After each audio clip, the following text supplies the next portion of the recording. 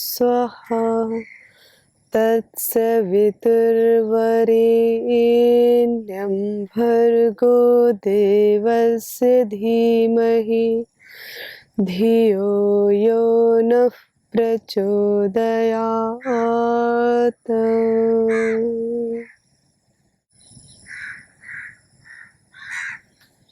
ओम। सभी राष्ट्रभक्तों का इस विचार क्रांति के सागर में प्रणाम, अभिनंदन, स्वागत। इस विचार क्रांति के सागर में सभी का स्वागत है, सभी का अभिनंदन है।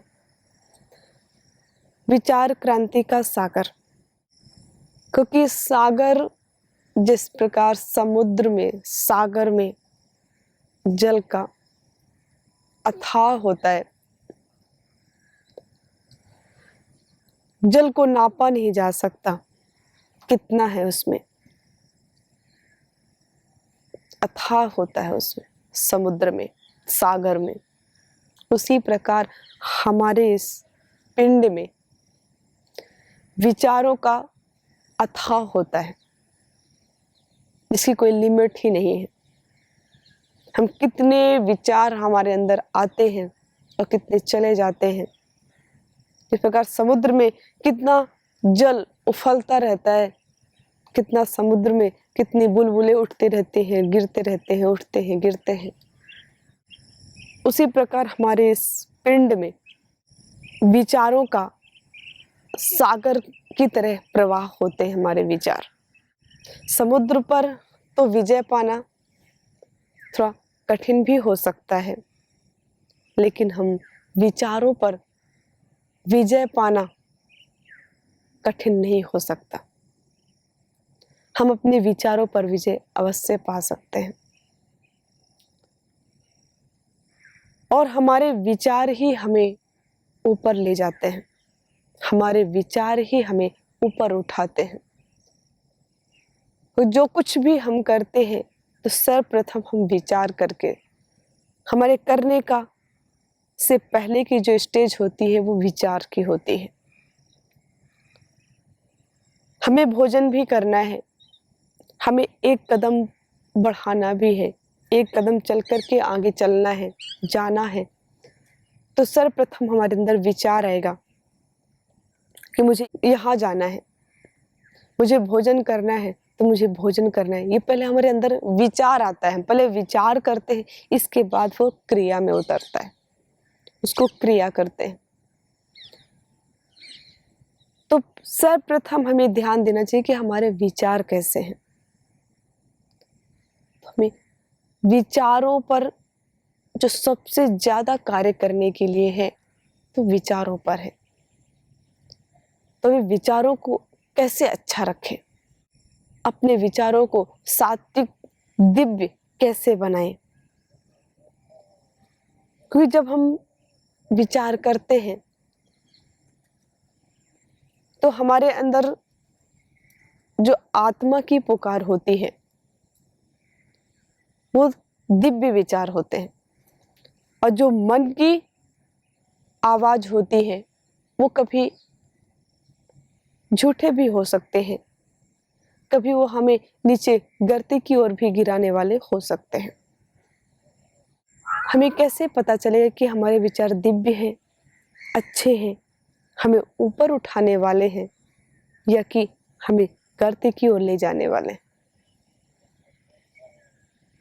तो आत्मा की पुकार जो होती है, आत्मा की जो आवाज होती है, वो हमें ऊपर उठाने वाले होते हैं। आप कहेंगे कैसे पता चलेगा हमें कि आत्मा की पुकार क्या है, मन की पुकार क्या है? जो रियलिटी है, जो वास्तविकता है, उसमें अगर हम विचार करते हैं, उसमें जीने का प्रयास करते हैं, तो वो हमारी आत्मा की आवाज होती है, जिससे कि हर व्यक्ति, हर जीव, हर मानव उसमें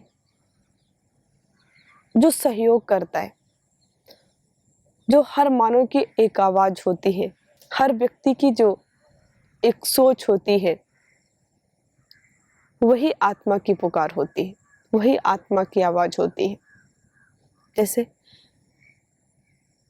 कि हमें कोई भी कार्य गलत नहीं करने चाहिए, ये हर मानव का, हर व्यक्ति का कहना होता है। आप एक छोटे से बच्चे से भी पूछ लें, 2-2.5 साल के बच्चे से भी पूछे, और 80-90 साल के बुजुर्ग से भी पूछे कि कभी कोई गलत कार्य हमें करना चाहिए, तो दोनों का उत्तर सेम आएगा कि नहीं, हमें कोई गलत काम नहीं करना चाहिए। तो दोनों का उत्तर सेम आएगा कि हमें गलत कार्य नहीं करने चाहिए। चलिए, वो तो एक 80-90 साल के एक वृद्ध हैं, उनको तो पता है कि हमें काम अच्छे ही करने चाहिए, कभी बुरे कार्य नहीं करने चाहिए। लेकिन एक छोटा सा बच्चा, उसे नहीं पता, लेकिन फिर भी उसकी एक अंदर से आवाज निकलती है। अगर आप उससे पूछेंगे कि कैसे कार्य करने चाहिए, तो वो छोटा सा बच्चा, उसको बोलना भी नहीं आता, उसको अपने शब्दों को प्रकट करना भी नहीं आता, वो अपनी फीलिंग को बता भी नहीं सकता, लेकिन फिर भी अगर आप बोलेंगे कि अच्छा काम करना चाहिए, तो वो हाँ जरूर कहेगा कि हाँ, अच्छे कार्य करने चाहिए। अगर आप उससे कहेंगे शैतानी करनी अच्छी बात होती है, तो वो कहेगा नहीं, शैतानी नहीं करना चाहिए। चले, वो भले वो शैतानी ही क्यों ना करता हो, आपके सामने बोल के जाएगा, लेकिन थोड़ी देर से 5 मिनट बाद वो फिर से शैतानी करेगा। बच्चों का स्वभाव होता है। लेकिन अगर आप उससे कहेंगे, आप उससे पूछेंगे, तो वो कहेगा हाँ, नहीं करना चाहिए। कोई गलत कार्य करने चाहिए, बोलेगा नहीं करने चाहिए। जिससे सबकी सहमति होती है, जिन बातों से, जिन कार्यों से सबकी सहमति होती है, सभी व्यक्तियों की, सभी मानव की जिसमें सहमति होती है, वो आवाज, वो कार्य, वो विचार हमारी आत्मा के विचार होते हैं, हमारे दिव्य विचार होते हैं, हमारे दिव्य कार्य होते हैं, हमारे एक वातावरण को एक दिव्य बनाने वाले होते हैं। तो दिव्य कार्यों को हमें पहचानना, दिव्य विचारों को पहचानना सबसे बड़ा, सबसे सरल तरीका है कि जिससे हम सहमत हों, जिसमें हम सरलता से अपने कार्यों को कर सके। वही कार्य जो हम सरल तरीके से हम अपने कार्यों को कर सकते हैं, वो कार्य अच्छे होते हैं, वही कार्य दिव्य होते हैं। इसमें मैंने एक उदाहरण से लिया कि क्या कोई गलत कार्य करने चाहिए, नहीं करने चाहिए, लेकिन फिर भी कभी ना कभी हमसे हो जाते हैं, कभी न कभी हम उसको कर डालते हैं। तो एक बार गलती हो जाना, उसमें कोई बड़ी बात नहीं है। अगर जो कोई गलती नहीं करता, वो आगे भी नहीं बढ़ता। जो ठोकर नहीं खाता, वो आगे नहीं बढ़ता। तो ठोकर खाना, गलती करना, गिरना, उसमें हमें निराश होने की आवश्यकता नहीं है। हमें उसमें निराश होकर के बैठ जाने की आवश्यकता नहीं है कि अब उसके बाद कुछ नहीं होगा। हाँ, हमसे गलती हो गई, कोई बात नहीं, लेकिन उस गलती से, उस ठोकर से हमें रुकना नहीं है। उस ठोकर को भी ठोकर मार करके निकल जाना है। अगर हमें कहीं से ठोकर लगती है, तो उस ठोकर को भी ठोकर मार करके निकल जाना चाहिए। हमसे किसी प्रकार की त्रुटि हो जाती है, किसी प्रकार का नुकसान हो जाता है, तो उस नुकसान को भी हमें देखते हुए और उस आगे हमारे कार्यों में वैसी गलती आगे ना हो, हम भविष्य में वैसी गलती ना करें, उससे सजग हो जाएं। तो उससे जब हम सजग हो जाएंगे, उन ठोकरों से सजग हो जाएंगे, तो वो हमारा रास्ता और अच्छा खुल जाएगा, हमारा रास्ता साफ हो जाएगा। जिन कार्यों से हमें ठोकर लगती है, जिन कार्यों से हमारा नुकसान होता है, हमारा पतन होता है, उन कार्यों से हम आगे निकल गए, उन विचारों से हम आगे निकल गए, तो हमारा जीवन उज्जवल हो जाएगा, हम दिव्य बन जाएंगे, हम महान बन जाएंगे। क्योंकि महान बनने के लिए कोई महान कार्य नहीं किए जाते। महान बनने के लिए छोटे छोटे कार्यों पर विशेष ध्यान देना होता है, छोटे छोटे कार्यों को अच्छे तरीके से करना होता है। कोई भी कार्य कोई बड़ा नहीं होता, कोई भी कार्य छोटा नहीं होता। महान बनने के लिए कोई महान कार्य नहीं होते। हमें ऐसा लगता है कि जो बहुत ऊंचे पदवी पर पहुंच जाते हैं तो वो बहुत बड़े बड़े कार्य करते हैं। कार्य कोई बड़ा नहीं होता, ना कार्य कोई छोटा होता। उस कार्य को हम कितनी कुशलता से करते हैं, उस कार्य को हम कितनी श्रद्धा से, निष्ठा से करते हैं, कितनी अंदर की भावना से करते हैं। हम ईश्वर को जो कुछ भी समर्पित करके करेंगे, ईश्वर को मान करके करेंगे कि ये कुछ भी जो भी है वो सब कुछ परम पिता परमात्मा का बनाया हुआ है और उसकी दृष्टि में कोई बड़ा नहीं है, कोई छोटा नहीं है। उसकी दृष्टि में कुछ बड़ा छोटा नहीं है, तो कार्य भी कोई बड़े छोटे नहीं होते। बस उस पर हम लेवल लगा देते हैं कि ये कार्य बड़ा है, ये कार्य छोटा है। कार्य सभी अच्छे होते हैं, लेकिन उन कार्यों को करने के लिए हमारे अंदर से भावना होनी चाहिए। जितने भी महापुरुष हुए, अगर हमें समझ में नहीं आता कि हमारा जीवन कैसा हो, मैं क्या करूं, कैसे करूं, तो जो भी हमारे जितने भी ऋषि ऋषिकाएं, महापुरुष, वीर वीरांगनाएं हुए, उनके जीवन को देखिए। उन्होंने अपने जीवन में क्या किया, उन्होंने अपने जीवन को कैसे आगे बढ़ाया, उन्होंने अपने जीवन में कैसे कार्य किए। तो समय के अनुसार, उस परिस्थिति के अनुसार, समय को देखते हुए उस समय पर किस कार्यों की ज्यादा आवश्यकता है, किस कार्य की मांग है, समय के अनुसार हर कार्यों की मांग होती है, समय के अनुसार सब कार्यों की आवश्यकता होती है। जैसे कि प्रातः काल भोर में उठते हैं तो हमारे शरीर के लिए, हमारे शरीर को स्वस्थ होने के लिए योग की मांग होती है, प्राणायाम की मांग होती है, उसकी आवश्यकता होती है। अगर हम प्रातः उठते ही नाश्ता करने लग जाएं, प्रातः उठते ही हम भोजन ग्रहण करने लग जाएं, तो हमारा शरीर कुछ दिनों के बाद बीमार पड़ जाएगा। अगर हम अपने शरीर को स्वस्थ नहीं रखेंगे, अगर हम योग नहीं करेंगे, प्राणायाम नहीं करेंगे, व्यायाम नहीं करेंगे, प्रातः उठते ही चाय कॉफी बेड में ही लेटे लेटे अगर हम ऐसे लेते रहेंगे तो कुछ दिनों बाद हमारा डाइजेशन सिस्टम खराब हो जाएगा और हम बीमार पड़ जाएंगे।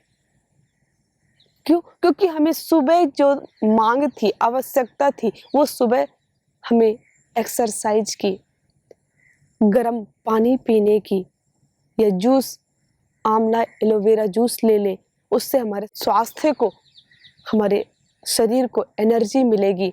व्यायाम से, प्राणायाम से पहले हमारे अंदर ऊर्जा आएगी, फिर उस ऊर्जा से हम आगे कार्य करेंगे। तो समय के अनुसार हर कार्य की वैल्यू होती है, समय के अनुसार हर कार्य की मांग होती है। जिस प्रकार प्रातः काल हम अपने शरीर को स्वस्थ बनाने के लिए योग प्राणायाम की आवश्यकता है, फिर पूरा दिन जिस भी समय में भोजन पानी जो भी है कार्य अपने फिर करते रहते हैं। उसी प्रकार परिस्थिति के अनुसार हमें अपने जीवन में भी कार्यों की आवश्यकता होती है, कार्यों की वैल्यू होती है कि किस समय पे हमें कौन से कार्य करने चाहिए, किस कार्यों की मांग होती है। और वो हम सारे कार्य कर सकते हैं जो हम ठान लेते हैं।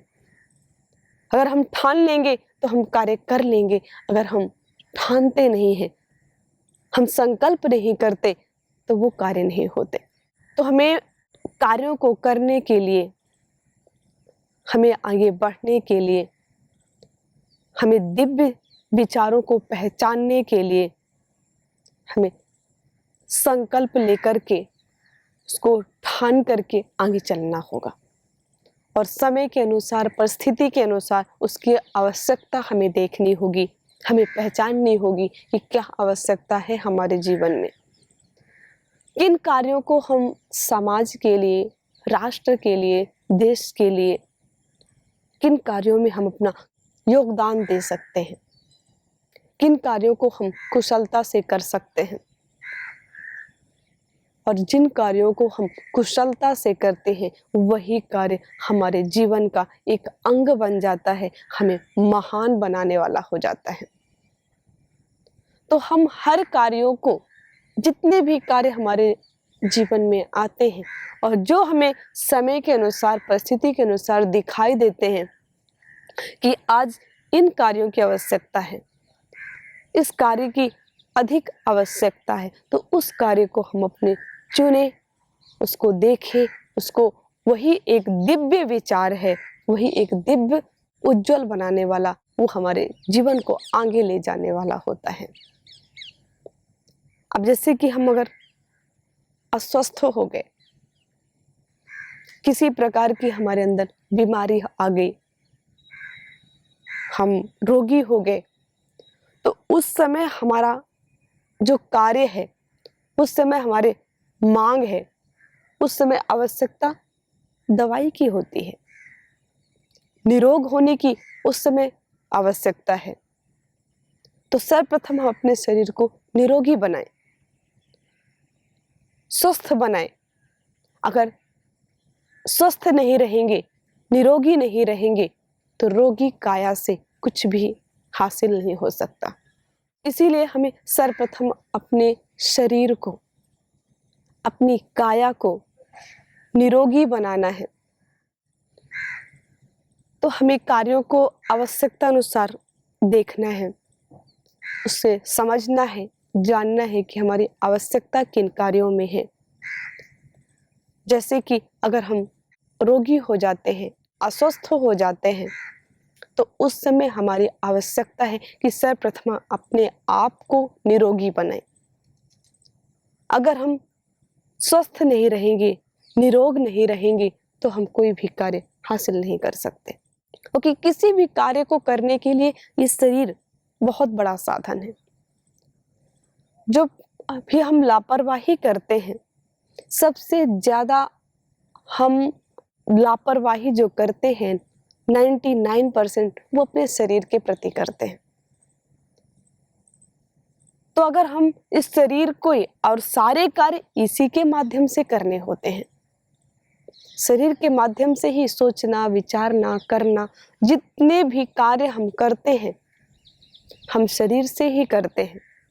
तो हमें सर्वप्रथम शरीर पर ध्यान देना होगा।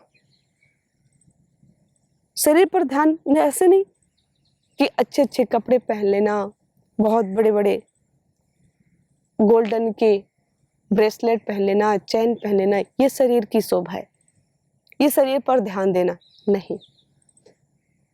शरीर को निरोग रखना, आंखों को स्वस्थ रखना, पैरों को स्वस्थ रखना, मस्तिष्क को स्वस्थ रखना, शरीर के हर एक अंग पर ध्यान देना कि कैसे हमारा शरीर स्वस्थ रहे। स्वस्थ रहना ही शरीर का आभूषण है, निरोग रहना ही शरीर का आभूषण है। उसको बाहर से सजाना ये शरीर का आभूषण नहीं है। बाहर से जिस प्रकार की एक कोई बॉक्स हो, कोई एक डिब्बा रखा हुआ है, उसके अंदर तो जो सामान है वो सब कुछ खराब हो, सड़ा हुआ है, और उसको ऊपर से आप एक बहुत सुंदर से सोने से जड़ दें, तो उससे वो बदबू तो आएगी ही, जो उसके अंदर सड़ा हुआ माल रखा हुआ है। एक बॉक्स है,